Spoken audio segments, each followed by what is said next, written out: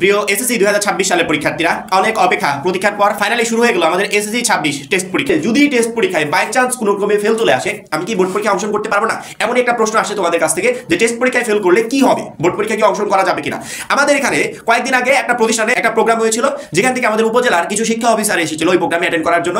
তো প্রোগ্রামের আলোচনার সময় এক পর্যায়ে ওনারা এমন কথা বলে যে টেস্ট পরীক্ষায় ফেল করলে ফাইনালে কোনোভাবেই একটা শিক্ষার্থীকে অংশগ্রহণ করতে দেওয়া যাবে না। এখন বোর্ড থেকে এরকম নোটিশ দেয় না, বোর্ড থেকে এরকম নোটিশ কোনোদিন দিবেও না। বোর্ড কি করে, যেমন এসএসসি 25 সময় ওদের কিন্তু আগে থেকে বলে নাই যে আমরা এই সিস্টেমে নতুন সিস্টেমে খাতা দেখবো, শিক্ষকরা কিন্তু গ্রেস মার্ক দিবে না, টোটালি তোমরা যা পাবে ওর উপর ডিপেন্ড করে তোমাদের নাম্বার দেওয়া হবে বা খাতা দেখা হবে, এরকম কিন্তু বলে নাই। কখন বলেছে জানো? পরীক্ষা কমপ্লিট, খাতা দেখবে, রেজাল্ট প্রকাশ পাবে, তার কিছুদিন আগে শিক্ষা উপদেষ্টা বললো যে এই বছর এক নাম্বারও কোনো শিক্ষার্থীকে বাড়তি দেওয়া হবে না। ওই শিক্ষার্থীটা যদি 29 পায় 29ই থাকবে, পাস করার ক্ষেত্রে যদি 32 পায় 32ই থাকবে। হঠাৎ করে এমন অ্যানাউন্সমেন্ট আসার পর প্রত্যেকটা শিক্ষার্থী টেনশন পড়ে গেল। পরবর্তীতে রেজাল্ট 6 লক্ষ প্লাস শিক্ষার্থী ফেল। এখন তোমাদের বেলা হয়তো টেস্ট পরীক্ষাটা কমপ্লিট, পরবর্তীতে বলতে পারে যে টেস্ট পরীক্ষায় ফেল করা একটা শিক্ষার্থীও বোর্ড পরীক্ষা অংশগ্রহণ করতে পারবে না। শিক্ষা বোর্ড এগুলো নোটিশ আকারে জানিয়ে দেয় না বা অ্যানাউন্সমেন্ট করে জানিয়ে দেয় না। তবে শিক্ষা বোর্ডের যারা অফিসাররা আছে তারা যেহেতু মিটিং এ যায়, বিভিন্ন বোর্ডের মিটিং এ অ্যাটেন্ড করে, সেক্ষেত্রে তাদের এই তথ্যগুলো যারা থাকতে পারে। এখন আমাদের বাসার পাশে যে প্রোগ্রামটা হলো, এখানে শিক্ষা অফিসার যে তথ্যটা দিয়েছে, যদি এই তথ্যটা আসলে সত্য হয়ে থাকে এবং বোর্ড যদি এই নিয়ম করে, তাহলে টেস্ট পরীক্ষাতেই ফাইনালে যাওয়ার আগে কয়েক লক্ষ শিক্ষার্থী আটকে যাবে। অতএব আমাদের পরীক্ষা কিন্তু এখনো শেষ হয়ে যায়নি, সামনে পরীক্ষা আছে বা রিসেন্টলি পরীক্ষাটা শুরু করলাম।